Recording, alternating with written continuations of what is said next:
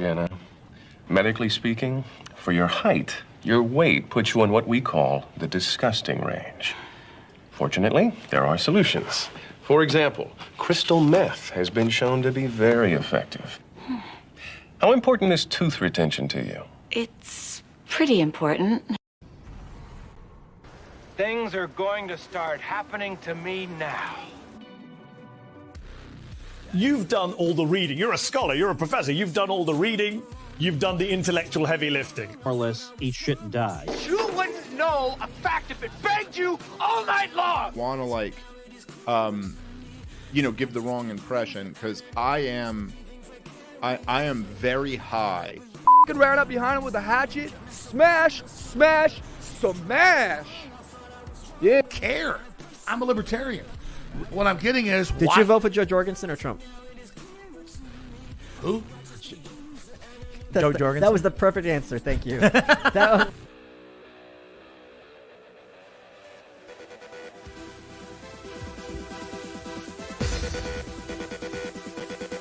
And welcome to Libertarian Podcast Review. This is Tyler Yonke. Sandstorm. It's a coming. Welcome everybody. Look, if I was really professional and this, let's say this was my job, I would be here. I would have the same time every week. That wouldn't be a problem. But since it's a hobby and I put more money into it than I get from it, then what that means is sometimes 4 o'clock Pacific, 7 Eastern is when I always want to do this. I usually work till about noon on Friday, come home, do a few other extra things. But this weekend, we've got I think I had to do a bunch of yard work. I had a Zoom call for work I had to do. Had to go for a bike ride. So I've been outside working and doing stuff. So I had to put it off for a few extra hours. And here we are. And there's people in the chat that had put these in hours ago. It was JC said, "Oh my God, finally!" I don't think he's here anymore. Alan Mosey said, "Yeah, I need to start earlier so I get some other stuff done." And then Loads of Honey said, "Sup?" And now no one's here. But never fear, we're gonna do a show anyway because I think I've got some good stuff to present. I'm a little tired too, but here's also the deal. Wearing my cycling shirt. Loads of Honey. I'm here. Oh, excellent. Bike racing also takes a part of my life, which means I have another podcast that I do about cycling. And I typically just do it once a week. Like this one, I've been kind of not as steady on that. But what I do when what's called the Grand Tour is 3 big races in the year: the Tour of Italy, the Tour de France, and the Vuelta a España, which is the Tour of Spain. And this is the Tour of Italy is actually called the Giro. I do a nightly recap of those for 21 straight days. So I will be doing, if you're interested, it's called Between Two Wheels Podcast. Yes, I'm the Zach Galifianakis of Cycling Podcast, and I do a breakdown. If you're interested, I'm going to be doing that. So I'm going to be doing a preview show tonight and then weekly things. So if you're interested in that, if not, rip on me all you want. Hey, what's up now? Said, what's up, y'all? Okay. Let's throw this up there. foxandsons.com, Fox and Sons coffee. Go to Fox and Sons and use the code REVIEW for 18% off of $25 or more. Shipping is always free on orders of $37.99 or more. Gay, Loads of Honey said. Yeah, well, you're not talking about coffee. I know what you're talking about. You're talking about my bike stuff. But let's talk about the coffee real quick, because I went there. I ordered a 2-pound bag of the Brazil honey prep. I think it's coming in the mail. I got a discount of free shipping. I used the code REVIEW. I'm the only one that does this. So go there, support our buddy Steve Fox for Fox and Sons. And so there you go. I'm gonna crack this open. This is a beer of some sort. I'm in this beer club. I should just stop doing it because they always give me the crappiest beers. I don't even like this. You can't really pick what you get. So this is some sort of oatmeal stout. I mean, it sounds horrible, but I'm hungry. So what are you going to do? Okay. I was listening to Thaddeus Russell, the Unregistered Podcast with Thaddeus Russell, and he had on Michael Tracey. And I was very interested about it because there was some correlation that they are going to do that I think is very important and stuff I've been saying for months, possibly years on end now, the last few years actually. But it's some things that have bothered me about being, in the libertarian right sphere, even is associating yourself with shit. Okay, shit people, tainting your movement and whatnot. And they're going to talk about it here, but they're doing it in the concept of Ukraine and kind of the anti-war movement. But it is so parallel and perfectly in line with what's going on in the college campuses. By the way, I don't really care about it. I've told you last week. It's all. I wake up in the morning, we turn on the same radio show, and it's Columbia. I'm like, I don't give a shit about Columbia. I don't give a shit about these campuses and these things. What I don't like is that the movements that you may be having some grounding with, anti-war as an example, is getting tainted. And the idea is, as you can see, Michael Tracey even does this here, which is you then can stop consider let's get to the clips and then we'll go from there. Okay. So let's start out with this first one. Michael Tracey, cheerleaders for Russia. And he has a breakdown that he talks about. Let's make sure I have the right one here. There we go. So we're going to just do a few little clips. I'm not going to go too hog wild. Michael Tracey, cheerleaders for Russia. And then just a month ago, and this is why I had you on the show again, you wrote a very provocative, kind of startling piece about those of us, I guess, who have been opposed to the Ukraine war, opposed to NATO and the United States. And you say in it, without naming anyone, that some people in this alt media universe are now, let me use the word, cheerleaders for Russia, for what Russia has done to Ukraine. Well, that's not an exact quote, is it? I think so. Cheerleading? I used the word cheerleaders, but I don't think I said cheerleaders for what Russia has done to Ukraine. Well, that's what you meant, right? Isn't that what Well, they're cheerleaders for the Russian war effort in Ukraine, yes. Yeah, which they still euphemistically call the SMO because they dutifully parrot the Russian government's literal terminology. Ooh, okay, hold on, buddy. Just hold on. Hold your fire. I'll let you do that in a second. And you call, correctly the Ukraine war disaster. Did you see, I posted this last night. Did you see those 100 videos of Ukraine cemeteries, military cemeteries? They were posted on Twitter yesterday by Fennec Radar. I didn't see whatever you're referring to, but I've seen clips of that type of thing. No, this guy, Fennec Radar on Twitter, he posted 100 video clips of people driving by Ukraine military cemeteries, and you just see fields and fields and fields of endless graves with Ukrainian flags. I mean, this because we don't know exactly the numbers because the Ukrainian government is infamously mendacious and don't tell us the truth about how many have died, and we can't trust the Russians either. So is the Russian government, which is part of my point. I mean, it's not mutually exclusive for governments to be mendacious. Totally, and that's what I said. I just said that. Especially warring governments. And we shouldn't trust the Russian. We shouldn't trust any government to give us accurate numbers. So someone went to Ukraine in a car and drove to all the military cemeteries and took videos, and it's just devastating to see. After 2 years, the Russians have exactly the same amount of territory that they did 2 years ago. 20%, the east and the south, essentially, Crimea and Donbass. Well, they have less. I mean, because it was in September of 2022 that there was the successful Ukrainian counteroffensive to retake Kharkiv. Well, okay, but it's still basically that was a significant loss of territory. It was one of the things. Okay, so that was the first clip there. I just wanted to get you. So Michael Tracey comes out. He has an Tracey. What's up with that? But he comes out and basically kind of bashes on some of this alt and Thaddeus described it, as the alt media, which is, your Joe Rogan. Think of what we do, kind of stuff. The podcast that you listen to, not your mainstream media, and how Judge Napolitano, as an example, he's had several people, and we're going to get to who the names he's naming here. Now, Minder, yes, first of all, we're live. Ty, you don't know me well enough to call me Ty. I'm just kidding. I don't really give a shit. You should do by the way, growing up, one of my family friends, his name was Ty, as in Tyrell, and he was a white guy. But I wasn't a big fan of his at some point. We became friends later on. It was kind of on and off. So I never liked going by the name Ty. Okay. However, my wife calls me that, and I'm like, I don't really care. She could call me that. so there you go. So Minder says you should do a libertarian book review once, just for fun. Pick your favorite. Okay, well, Andy and I started this process. Let me see. Is the book back here? The Respondent. Okay, it's not a libertarian book. It's back here on my shelf. Maybe should I zoom in here? Let's see over here. Can you see it? Okay.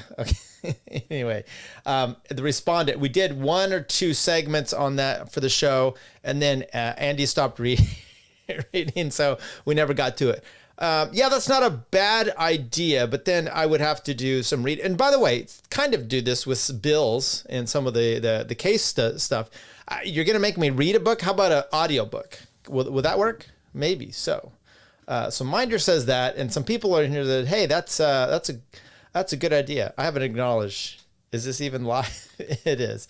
He said it was live. I said it was live. It's live. Yeah. Okay. So now Michael Tracey is going to name some names, and I think this is an important part because you're going to get some people that I think are cringe. Now, one person he never calls out in all of this is Daniel McAdams, which we can talk about as well. But here you go.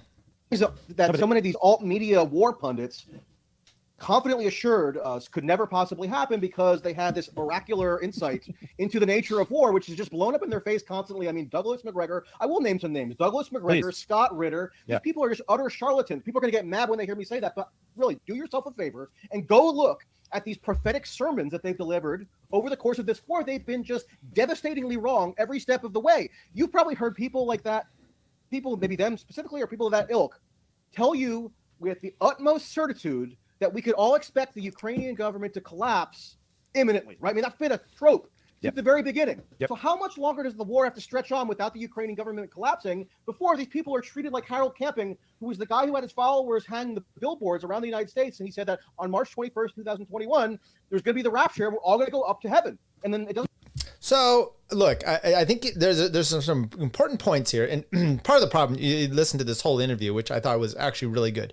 But a lot of things Michael does is and there's a lot of things I enjoy about him as far as his reporting. He's kind of this Taibbi, Jimmy Dore, maybe, so kind of this lefty, but yet he wasn't crazy on Trump, Russia Gates as an example.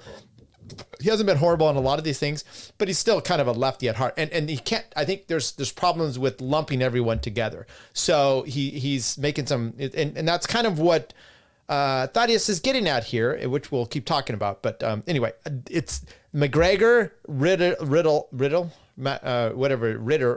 Scott Ritter, remember the UN weapons inspector back in the Desert Storm, but he's been on Napolitano a lot. I can't stand him. Not much other than, he's kind of, he literally was busted trying to creep on little girls underage. And he's like, oh, well, it's not way to see. It's like, dude, you were doing it. Okay. And it's kind of disgusting. So there's other people I can take your points of view that I don't have to feel creeped out about. And you guys, you may say, Tyler, but you're taking Thaddeus's point of view. And you know what? Thaddeus hasn't been caught. He may advocate for, and by the way, I've listened to a lot of his early stuff. I did a preview and he came on the show. I don't think he advocates for minor sex. It's more of the issue of the Romeo Juliet stuff. Whatever. You say he's creepy all you want. Perfectly fine. Okay, let's keep going. Happen, and then what do? They revise their biblical exegesis, and nothing they ever say is falsifiable. That's actually the credibility that I assign to these sorts of people. I mean, it's embarrassing, but people think that they're countering the regime, quote unquote. And obviously the regime is no longer a regime once their favorite beauty pageant proprietor is back in power. So on January 20th of next year, it's not the American regime with a capital R anymore. It's just Trump presiding over the benevolent government and being thwarted by the deep state despite his best intentions. Okay. And I think what's important kind of, let me see, I want to skip past this one, go to this one. What's also kind of the important part there too is picking, look, I listened to Dave Smith a lot on this issue, and I don't think he's predicting what would happen or making predictions of what's going to happen. He's more just breaking down what did happen, why the reactions were the way they were. And I think that's a very important distinction, because you get some of these people that prognosticate. And what happens with that, it's the Tim Pool, it's the left, it's the right, that fear porn type of thing, and you're going, oh, Scott Ritter or McGregor, they're an expert on this. They're predicting why are they predicting things? You can say, I'm warning against blah, blah, blah, blah, and there you go. Okay. Ritter, also the diddler. Right. Yeah, sure. Audiobook is fun. Even better. In fact, then I'll listen to. Yeah. Well, so by the way, I was checking out Dune, the movie Dune. I've seen the original. It's okay. I saw the new version of Dune, and then I haven't seen Dune 2 yet, but I've listened to the book, and I listened to it on YouTube actually. Is that what you wanted me to do? Is like a 7-20 hour or whatever it is book on tape? I can't really do that. Okay. Don't worry, they always eventually get caught. Yes, they do. Who really knows anything of what's going on anywhere? Really, how can we possibly know? In the end, we're all recipients of secondhand info. Yeah, my mom listens only to Ritter and McGregor. Well, okay. Good luck to that. Minder, you got some issues there. Okay, so this is more the banger part of what. Well, there's next 3 clips I thought were really good, but this one is he's talking about the Rage Against the Machine rally, which we talked about before, which there were, some people, Josh Smith had a real big falling out due to this. Here's what Michael Tracey says about that specifically. Take it away. 2023, so about the 1-year anniversary of the war, when they held the Rage Against the War Machine rally in Washington, D.C. And if you looked at the literature for that rally, the public literature, the advertisements, how they were framing it, it was an anti-war rally. And they had these like social media figures who were just outright explicit proponents of the Russian state. Jackson Hinkle, who it's amazing who you even have to talk about as a serious person. Not that I use like the word serious to like filter out who's allowed to partake in discourse or whatever, but I mean, please, you have to have some standards. I actually, got him to just outright admit, and I was thankful that he was so open about it. But he just says, yes, I support the Russian government's SM. I want it to succeed. Right. So that's just supporting the Russian government's war effort. Yes. And yes, that whatever mentality he has is one that is widely shared, more or less, within these spheres. So, I mean, stop me from ranting when you feel like it, because I can keep going. Keep going. No, keep going. I want to hear more. But here's why I wrote that little piece. Yeah. That you were referencing. This is why you invited me on. Yeah. I think that I have maintained pretty close fidelity to how I viewed the prospect of the Ukraine war before it started. Because for months leading up to the February 24th, 2022 invasion, we were getting what seemed like they could potentially be mendacious and self-fulfilling prophecy style leaks from the U.S. government saying, oh, an invasion is imminent, and then a week would pass and there'd be no invasion, and then nobody could say that they're wrong. And I still think that there's a lot of uncertainty around that pre-war period because information has trickled out about how there was, obviously you could have guessed this, but you can more factually establish it now. There was growing involvement by the intelligence services, U.S. intelligence services in Ukraine that then was put into this feedback loop of pushing out these imminent predictions of an invasion.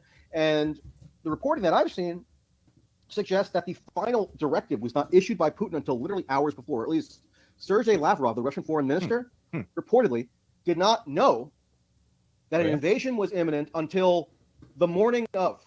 So within hours. Once again, I don't want to necessarily rehash all the Ukraine stuff. His point here is he's been the same from day one and some of these others. And so part of his problem, if you really listen to this podcast, we're going to go to some extra stuff here, is that there are some of these people that are just outright Russia fans, sycophants in a sense. And with that in mind, he tainted basically everybody with that. And, Thaddeus kind of has a problem with him doing so as well. And here is kind of this to me is one of the bigger issues. Let's play this next clip here. What did I say this one is? I know what I'm talking about here. It's Russia tricking the public. Okay, this one's a little bit different. Let's try this one. There's like cosmic metaphysical significance about how it's this battle between Russia and Western decadence. Okay, so just to give some context, Michael actually went over last year to Russia, got a tour of the Kremlin, met Dugin and a few of these other people, and kind of got a sense of it himself, and he felt even more kind of like anti-Russian in a sense. So he's talking about the capitalization of the war and the war fever that Russia does, which he thinks is special to them. Let's hear that. For, upholding traditionalist values. When I was in Russia, the oligarch, whatever term you want to use, who was organizing this event that I attended, which was I don't even know how to describe it still. He was bragging about how great it is that the Duma, the Russian Duma, was just on the verge of enacting a nationwide abortion ban, and he was saying, "How isn't it great that we're basically criminalizing homosexuality? We've driven all the Russian liberals out of society." Now, I'm not a Russian liberal. I'm not even that invested in maintaining the legality of homosexuality in Russia. But they're using the war fever that's induced by the Ukraine conflict to achieve all these domestic aims that I think people in the U.S., if it were anything remotely like it were happening here, they'd be out of their minds. But because Russia's positioned as against the regime, meaning Biden, I guess, it means everyone's just hyper credulous. All skepticism out the window. I mean, this is another point. Is first of all, that I know, Michael. If he got pushback from Thaddeus on that point, he would probably concede it. Which is, are you fucking kidding? That's first thing I would say. It's like they're trying to pass a bill for the border or TikTok ban, and next thing you know, there's billions of dollars in there for Israel. There's billions of dollars in there for Ukraine. There's billions of dollars in there for Taiwan. There's all kinds of things that they shove in there all the time, and we know it. And you can be all uproared about it, but nothing happens. So to say that somehow, and the Patriot Act, prime example there, you get everyone fear, you got a war, next thing you know, you've got to make, all these laws. This fucking anti-Semitism bill is exactly what we're talking about, which we'll get to after we're done here. So, Michael Tracey, I know you're not a dummy, and so I know if Thaddeus just thought about it a little bit, he would say, well, I don't think that's necessarily the case, and you would probably have to. Here is, to me, the crux of this whole conversation, and I thought the most poignant part, at least to me, so let's play it here. This one is titled Baby with the Bathwater.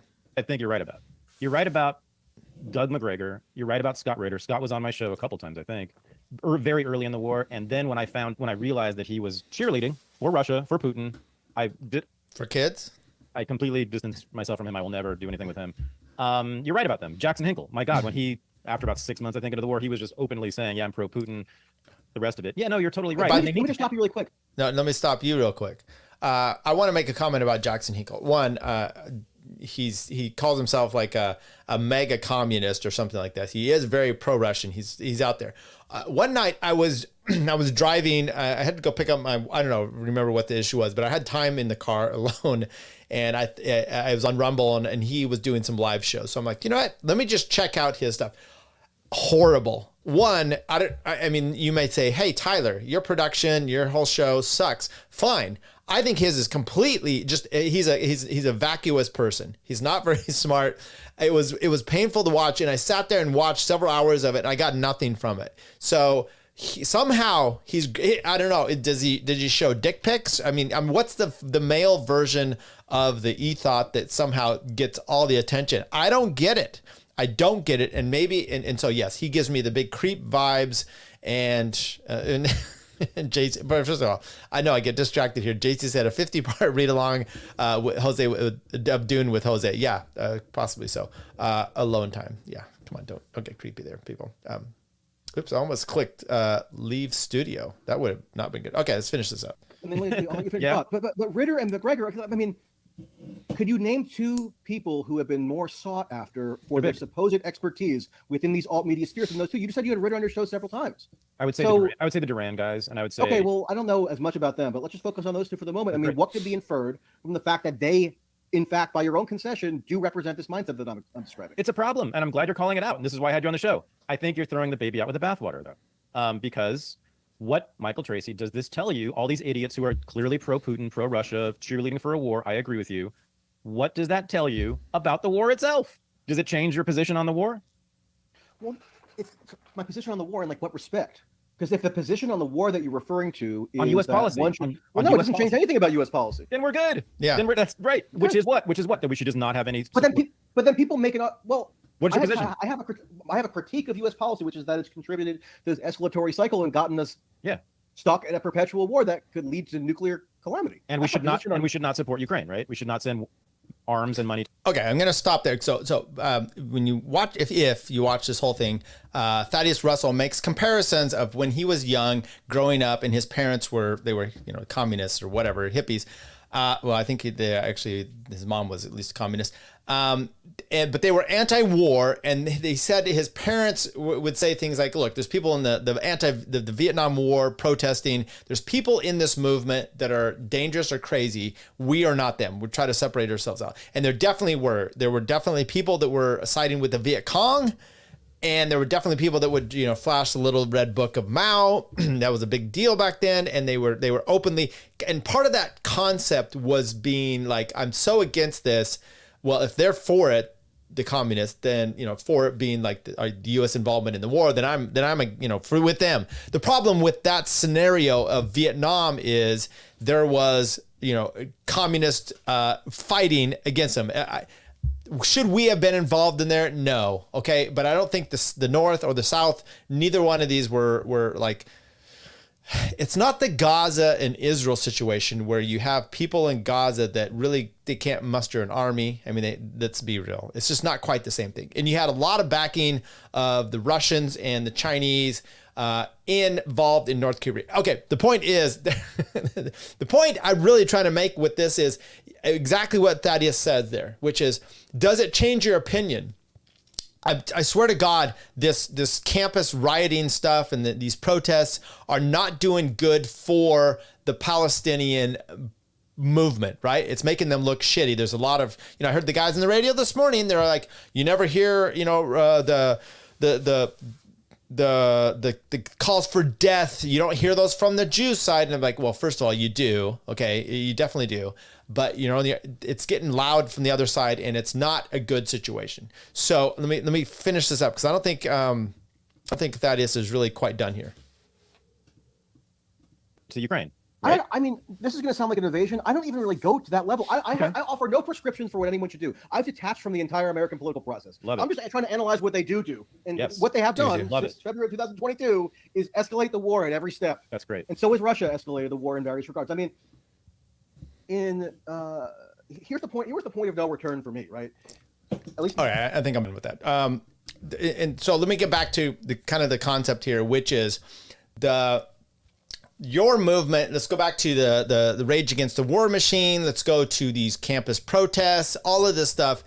In matter of fact, when I'm listening to the radio and these two neocon guys are just going off about these kids, their point of doing all this is if you demean the other side and you show that the supporters are trash, it gives you cover in their minds. It gives you cover for bombing all the kids in Gaza. Okay, it shouldn't. And that question that Thaddeus Russell asks, which is, does it change your mind about? No, it doesn't change his mind, which means none of that should be changing. And it should be, you should not be tainted by this. Now it comes back to, what do we do about this problem that I see, which is Daniel McAdams. I had a thing with him. He was going back and forth with Andy on Twitter a few weeks ago.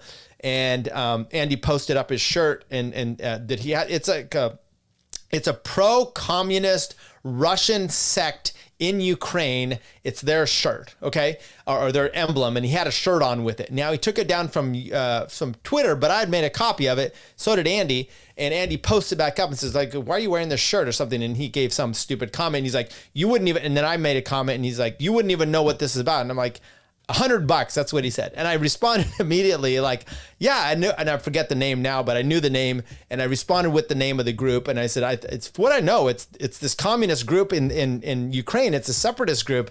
And he never paid me the money. Matter of fact, he didn't even respond to me on there, but he is one of those people too. And look, I love Daniel McAdams for many reasons, but there's something wrong. There really is, and you wonder about Dr. Paul, about being closely associated and why this is happening. McAdams seems to be very pro-Russian. Okay, I'm not pro-Russian. And matter of fact, it's important, I think, when you walk your way through these conflicts to not get persuaded by the evils of the other side that they are now being inflicted upon. It's perfectly fine to say, I've got two pieces of shit here. I don't want anything to do with them, but I'm not going to be involved in standing for either one of these sides. Okay, I may not like the bigger side, the Israel, but it doesn't mean that I'm then pro Hamas, and that is one way that they're trying to label it, or the same thing on the other side. Anyway, Daniel McAdams is a problem. Scott Ritter is a problem. There's many people out there that aren't a problem. Dr. Paul is not a problem. Dave Smith is not a problem. Maybe we stick to those kind of people, okay? And once again, we use those other lesser people and don't get your whole side tainted. I'm going to keep using the word taint here as much as we can. Okay, Minder says, by the way, who is Michael Tracey? Why do we care about what he says? Okay, very good point. Because I think it is important to have this discussion. And by the way, I would encourage you to take a listen to this. He's kind of an independent journalist. He's got a Substack. I think he does some stuff. He does a lot of work on his own.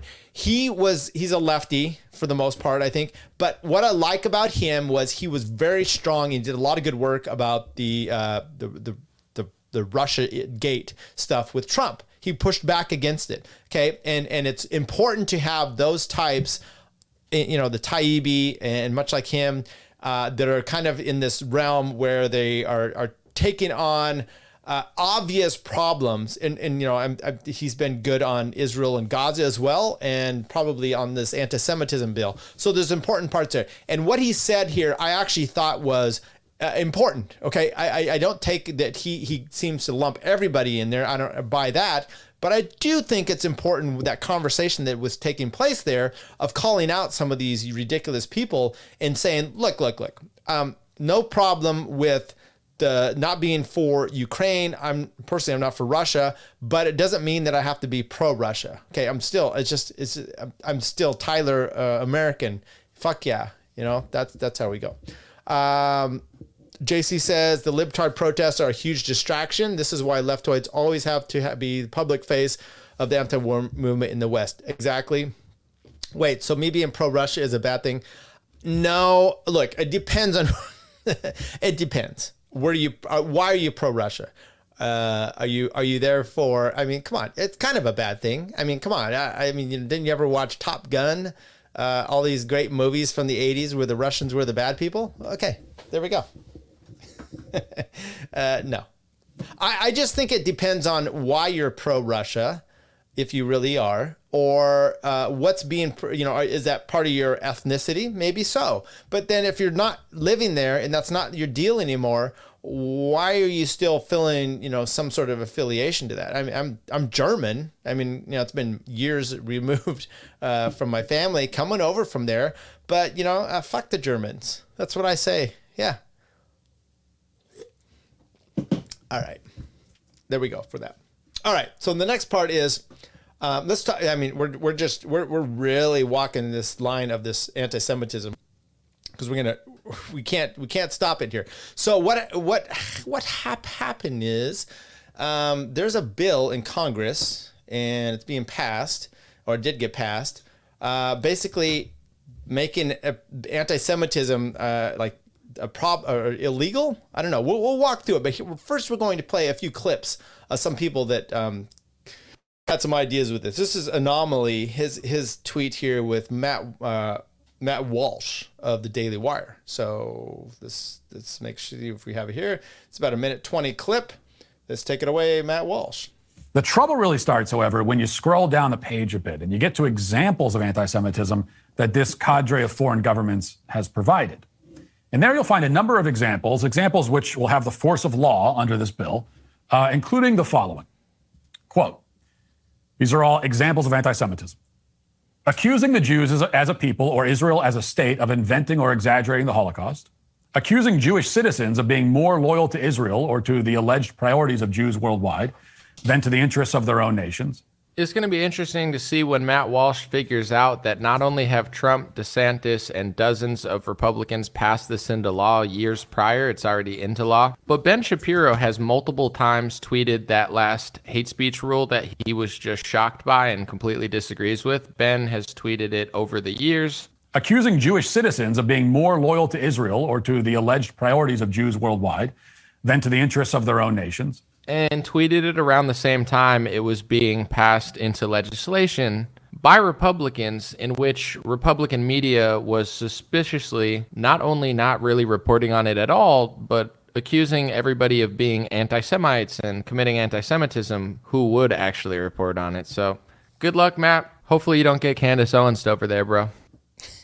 Okay, so I was trying, while this is going on, I'm trying to look through Ben Shapiro just the other day, and I usually bookmark these things. He put up a tweet that was so, I had to look at the profile to make sure it wasn't Dennis, pounded a twink or whatever, 6 million twinks or whatever his profile says, because basically the idea was, he's like, I would be willing to waive the requirement to have been born in the United States for Netanyahu to be president.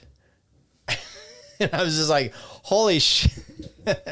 Holy shit, that's crazy. That's crazy, Ted. Okay, so let's talk about, so there's a bill going through Congress. So that's Matt Walsh. He said some other things about this, but I'm going to bring up this Thomas Massey tweet, and then maybe we can walk through the bill itself.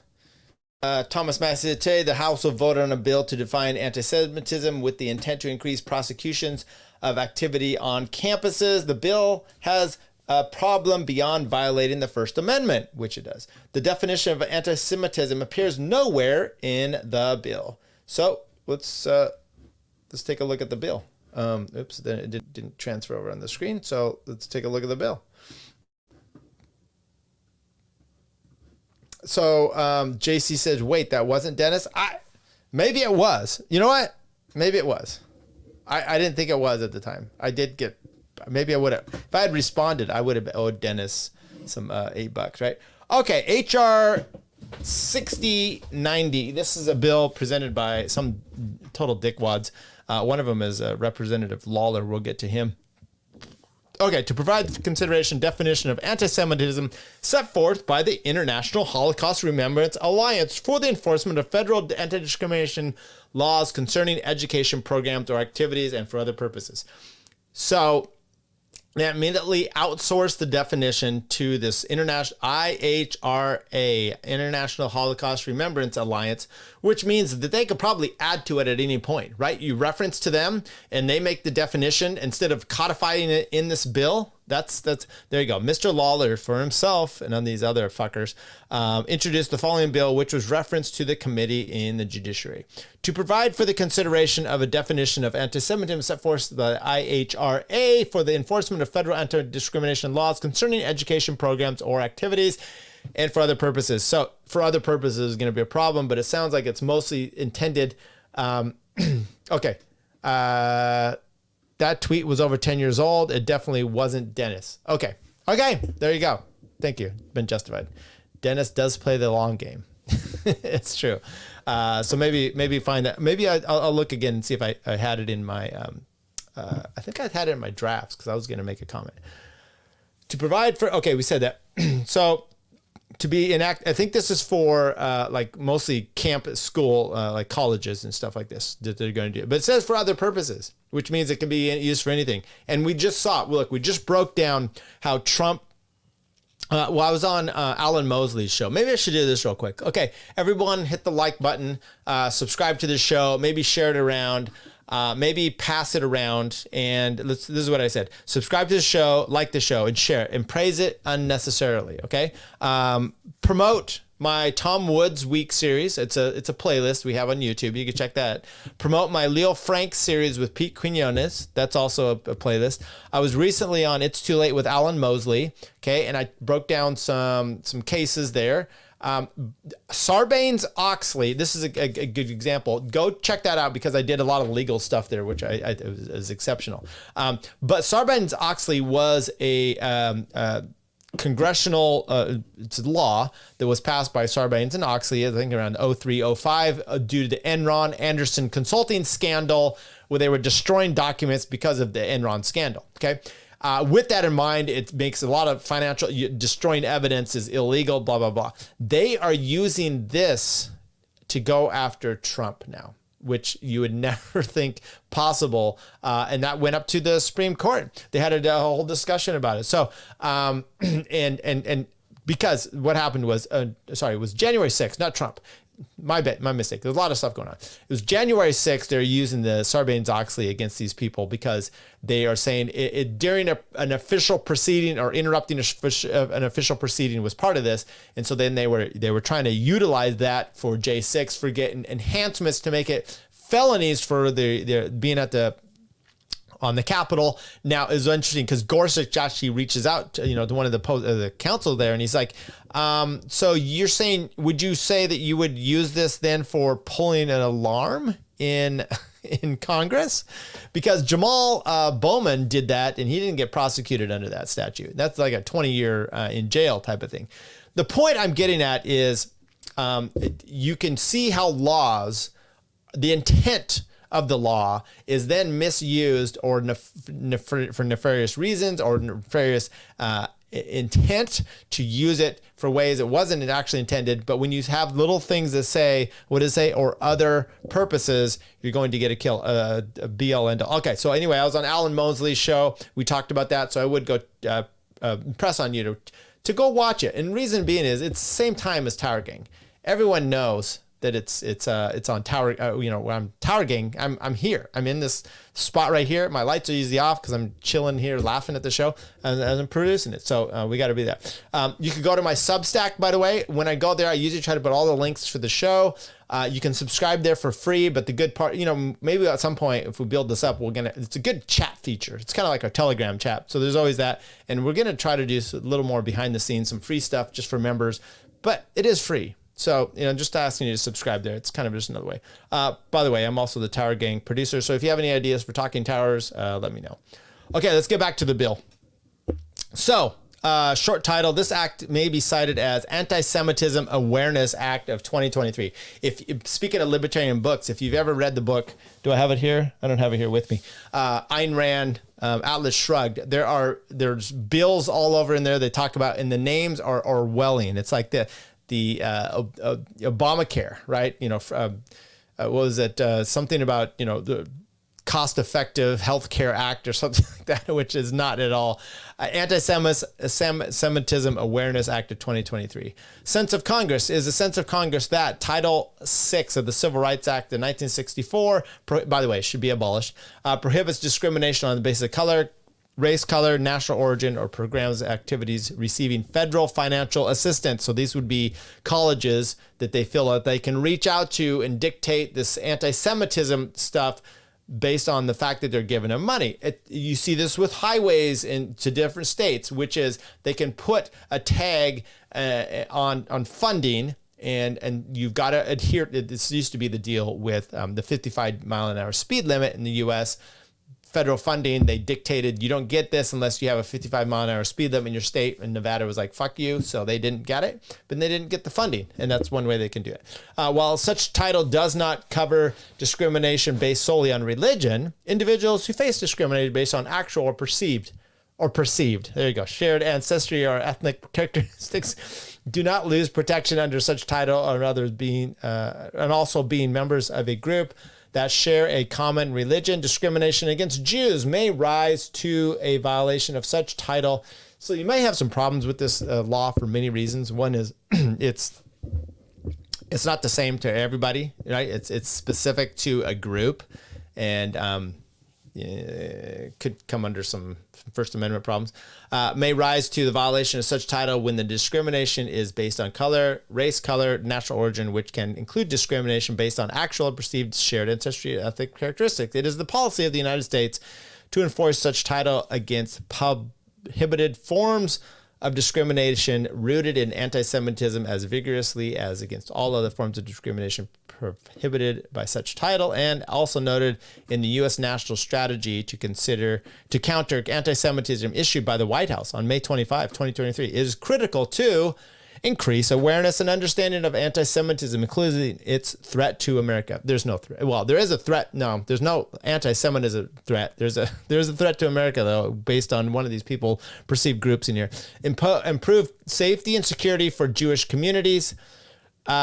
Reserve the normalization of anti-Semitism and counter anti-Semitism discrimination, and expand communication and collaboration between communities. Congress finds the following. Anti-Semitism is on the rise in the United States and impacts Jewish students in K through 12 colleges, schools, colleges, and universities. I don't believe that based on what? The Southern Poverty Law Center I mean, give me a break.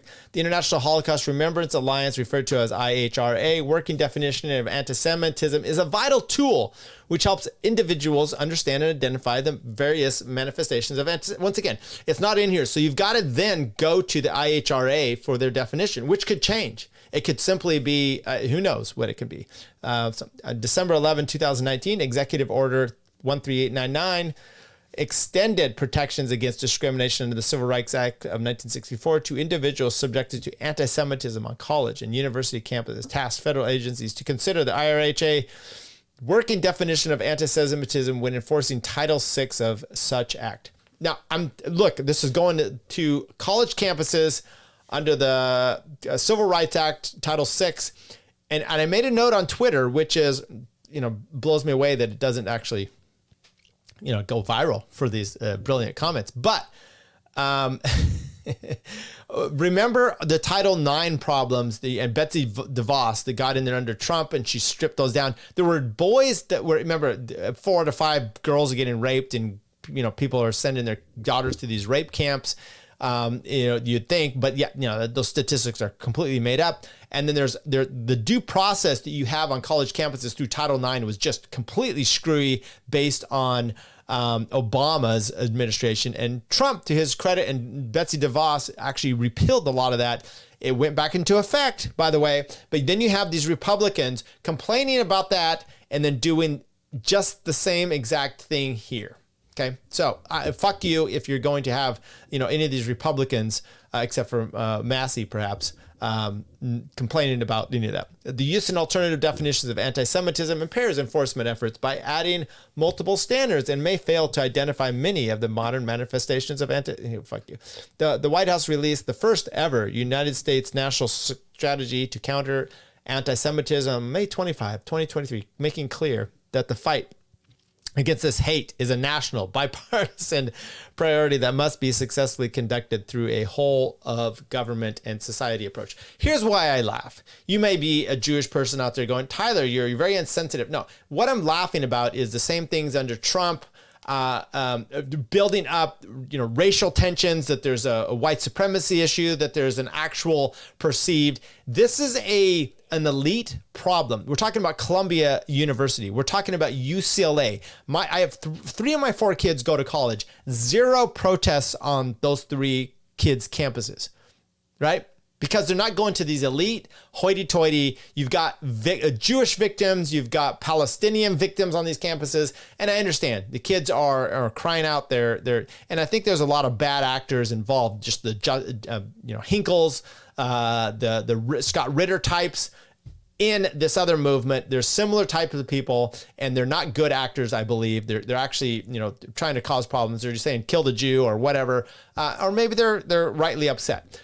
Point I'm getting at here is you've got a lot of elite being persecuted in their mind, and now the right is saying, hey, we're jumping on this woke bandwagon. We don't have safe spaces at Columbia University. Crimea River, as Toad would say. Crimea River. Okay, let's get to some of these messages here. Minder says the anti-Semitism bills is standard practice in Europe, where plenty of BitChute channels are actually banned because they're banned just because they're revisionist in different forms. Yeah, that's the problem you have in Germany. I know it's illegal to even, I don't know about have discussions, but I don't think you could get Mein Kampf there or Mein Kampfi there. Minder says if these types of bills do not make people ask big questions, it proves how well the demoralization programs work. Exactly. Thank you, JC. Just shared on Twitter. That's my man. Alone time with the lights off. I don't know what that means, but sounds comfy. Matt says, my favorite of Atlas Shrugged is her brother is a socialist and Ayn Rand made him a total loser. Completely. I do enjoy a lot of aspects of that book. Not the 200 pages of John Galt screaming at the end. I just kind of ignore that. But, that story, Dagny Taggart, in Reardon going to his house, seeing his wife, seeing just the ilk that you have there of some of these people that are high up and, begging for the government for help, Mama Kamala, as you would say. You can't spell anti-Semitism without tism. Thank you. Okay. Not Ron says, Tyler, you're very insensitive. Exactly what I was about to say. Thank you. I appreciate that. All right, let's finish this bill off, and then we'll play a few clips, and 49 minutes in, we'll be done. For the purpose of this act, the term definition of anti-Semitism, 1, means the definition of anti-Semitism adopted on May 26, 2016 by the IHRA, of which the United States is a member. So once again, they reference it over. So I guess they're at least being specific as to that exact definition. Why don't you put it in the fucking bill? How lazy are you to not actually incorporate it by reference or what have you of having it in there as an exhibit? Includes the contemporary examples of anti-Semitism identified in the IHRA definition. Rule of construction for Title VI of the Civil Rights Act. In reviewing, investigating, or deciding whether there has been a violation of Title VI of the Civil Rights Act on the basis of race, color, or national origin based on the individual's actual perceived Jewish, shared Jewish ancestry, or Jewish ethnic characteristics, the Department of Education shall take into consideration the definition of anti-Semitism as part of the department's assessment of whether the practice was motivated by anti-Semitic intent. General rule of construction. Nothing shall in this act be construed to expand the authority of the Secretary of Education. Yeah, right. To alter the standards pursuant to the Department of Education makes it, okay, I'm not going to kind of, constitutional protections. Nothing in this act shall be construed to diminish or infringe upon any right protected under the First Amendment to the Constitution of the United States. That is a actual joke that they would say that. Let's look at the U.S. Constitution. First Amendment. Just take a look and see exactly, at one point I did have this memorized, so to speak. Let's see. So it's a bit much. Where's all the clauses? Point is, there's multiple acts under the First Amendment. There's the right to speech. There's freedom of speech, address your grievances, freedom of religion, the Establishment Clause, address your legislature, the freedom of religion part. So you might have some problems with that. I mean, and that's kind of what some people are saying. It was like, whoa. I think actually just let's go to the definition here. So they actually got, but this is a joke to say that it's not, infringing on actual. Okay, working definition of anti-Semitism. And by the way, we went over this with Kristi Noem at one point. And her stupid stuff as well. Here we go. They have to use examples. You can't have a definition and then the definition is just, well, we're going to use examples. It's so, it's just crazy. With humanity still scarred by anti-Semitism and xenophobia by the international community. Aren't Palestinians Semitics? So I don't understand.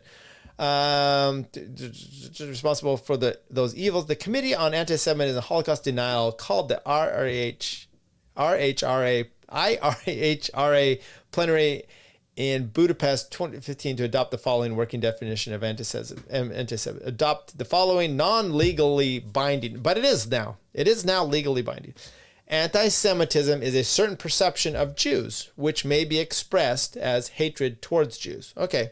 But still, are you saying I can't hate? Rhetorical and physical manifestations of anti-Semitism are directed toward Jewish or non-Jewish individuals and or their property, toward Jewish communities, institutions, or religion. That has a lot of inference there of taking some sort of action which may be illegal with an intent based on your mens rea, you'd call it in law, based on your hatred. Which, by the way, anything that says hate speech or hate crimes, or those should never be. It should not be as part of it. You can go towards those fact patterns as your motive for doing something, fine, but it should not be. It's parts of, once again, your mens rea, your mindset, your intent. There's a lot of criminal laws, and then there's torts, which are intent. Okay, intentional torts. But you got to have an intent to be doing something. Okay. Manifestations might include the targeting of a state of Israel conceived as a Jewish collectivity. However, criticism of Israel similar to that leveled against any other country cannot be regarded as anti-Semitism. Okay, that's fine. So let's go down and see if that works here. Calling or aiding or justifying the killing or harming of Jews in the name of a radical ideology or extremist view of religion. Okay, so once again, you've got, for this one specifically, you're going to say, kill the Jews. Someone can edit that out there. But I'm doing it because it's got to be, this for this example, it's got to be because my religion requires this of me. Okay, but if okay. Once again, justifying, okay, you were, my religion says, your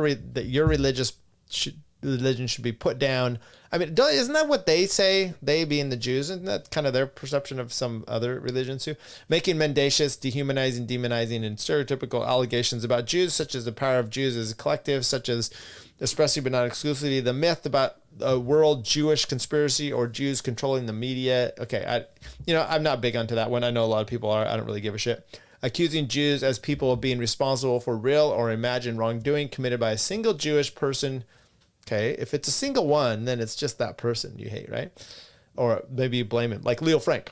He happens to be Jew, but he definitely was a kid toucher. Okay, he definitely was a kid murderer. Okay, or even acts committed by non-Jews. I don't know what that. Denying the facts, scope, mechanism, example, gas chambers, or intentionality of the genocide of the Jewish people at the hands of the nationals.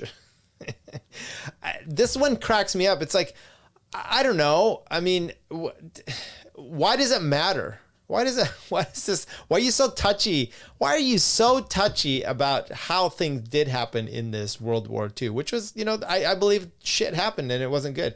Accusing the Jews as people or Israel as a state of inventing or exaggerating the Holocaust.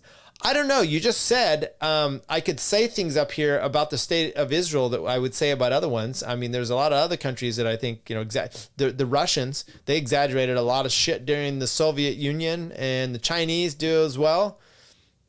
Okay, you just happen to be Israel. Maybe your crime is just, once again, is this inventing or exaggerating the Holocaust? Okay, that would be a numbers issue. We saw a lot of the debates, the debate with Dave and Dennis Prager and Batya. She had a whole issue there of contesting the numbers from Gaza. Michael Tracey just did that, talking about, so you can't exaggerate the numbers for one place. Accusing Jewish citizens of being more loyal to Israel. Okay, that one bothers me a lot because I think that is a problem. Being more loyal to Israel, to the alleged priorities of Jews worldwide than to the interests of the own nations. Wasn't this the problem with that you saw over and over and over with Trump and Russia? Oh, he's a stooge of Putin, or he's, it's Russiagate, for God's sakes, that he basically committed treason to hand over whatever, authority, doing it on behalf of the Russians, I mean, that's a problem. Right? And you can accuse that. It doesn't mean anti-Semitic. Maybe it just means that you're concerned about the security of your one state. Denying the Jewish people the right to self-determination by claiming the existence of a state of Israel is a racist endeavor. Okay. That one's particularly interesting because we just saw that with Dennis Prager. Everything they say there is it racist or is it religious? Okay. But the problem is Gaza has Christians. They have probably secular Jews. Muslim, or people of that secular people there. They have religious people there. Probably not too many secular ones, but they do have Christians. So is it the fact that if you were to let them out of Gaza, they would murder you, and that they're Christian? Is that a racial thing or is that a religious thing now? It sounds like to me it's because it's a certain race. It's these Palestinians. So it's okay. It's okay for me, but not for thee. Okay, applying double standards requiring of it a behavior not expected or demanded by any other democratic nation. Yeah, apartheid should not be allowed in Israel. That is completely, I agree, right? That's not a double standard. Wait, applying double standards by requiring of it behavior no, that's not a double standard, right? I'd say, yeah, you shouldn't be doing apartheid in your country. Okay, I'm clear, I guess, on that one. Using symbols and images associated with classic. Okay, claims Jews killing Jesus or blood libel. They did kill him? I mean, I thought Pontius Pilate said, I'm washing my hands of this. So I think they did kill him at the hands of the Romans, but I think the Romans did it at the behests of all the people there. I don't know. Come on. drawing comparisons between contemporary Israel policy and that of Nazis, holding Jews collectively responsible for the actions of the state of Israel. Holy shit. Who's in charge of Israel? Okay. It's what? Okay. I've about had enough of this one. Let's take a look here. I want to go to some news reports. I don't know that I want to do that. Let's do Lawler. I want to do his 30-second or so reaction. And then I think, this guy's kind of a total douchebag.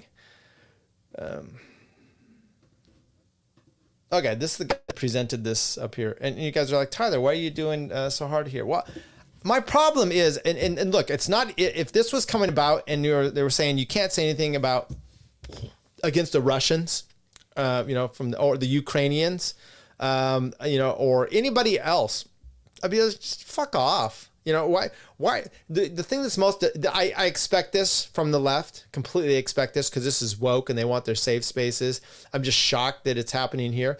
But to come from the right, it's humorous because, the Crowders and whatnot, they've complained for years, and Ben Shapiro's, they've complained for years about, the speech codes and this and that. And then this happens and it comes about because Republicans are full force doing it. So let's see what this jackass says. Hey everyone, it's Congressman Mike Lawler. I just want to say how proud I am that my bill, the Anti-Semitism Awareness Speech Law Act, just passed the House of Representatives, 320 votes to 91. This bill has broad bipartisan support and will begin the process of cracking down on the anti-Semitism that we've seen run rampant on college campuses all across America. This is a big day and a big win. Now we got to get it through the Senate and signed into law. I look forward to working to get this across the finish line. Hey, everyone. All right, so he's a complete waste of human flesh and whatnot, a numbskull in Congress. But I mean, what are you going to do? That's kind of what you have there. So he's proud of that one. Let me see. There was one article. Let's take a look at this. This is an article, Daily Caller, not the Daily Wire. Daily Caller calling out some issues with this here. I don't know who Rook is, but the GOP passes un-American censorship bill that puts Constitution through a paper shredder. Yes, it does. So let's just read some of these tweets of different people making it basically illegal for you to, as this person says, what's actually part of this? And Tucker Carlson responds that the New Testament basically makes it illegal, or you would be, if you cite it, you're going to be breaking the law. Worst part, this guy, Rep. Eli Crane, says, worst part is that 4 of us went to the speaker's office hours before the vote asking him to fix this. He told us he would, and then he brought it to the floor as is. Yeah, because they're all weasels. This botched anti-Semitism resolution is just the cherry on top of the crap sundae Mike Johnson has served congressional Republicans for 6 months, one senior GOP Senate aide told the caller. Whether through incompetence or malice, he is a worthy successor to Nancy Pelosi. This is a problem when messaging bills are just brought up without adequate consideration and aren't scrutinized fully. You end up giving Democrats cover on an issue while splitting the Republican conference when you shouldn't, the senior House GOP aide said. Representative Andy Biggs, he said, my official statement, I oppose anti-Semitism in all forms. The pro-Hamas, pro-genocide, anti-Israel events happening across the nation are sickening and should be condemned in the strongest fashion. See, I have a problem with that because there's definitely Palestinian, right? You don't have to be, once again, framing the other side as pro-Hamas, pro-genocide, anti-Israel. I mean, isn't the accusation here that Israel is pushing the the genociding the others? I don't think there's other than that. And you can say all you want, but you don't have any power, from the river to the sea on those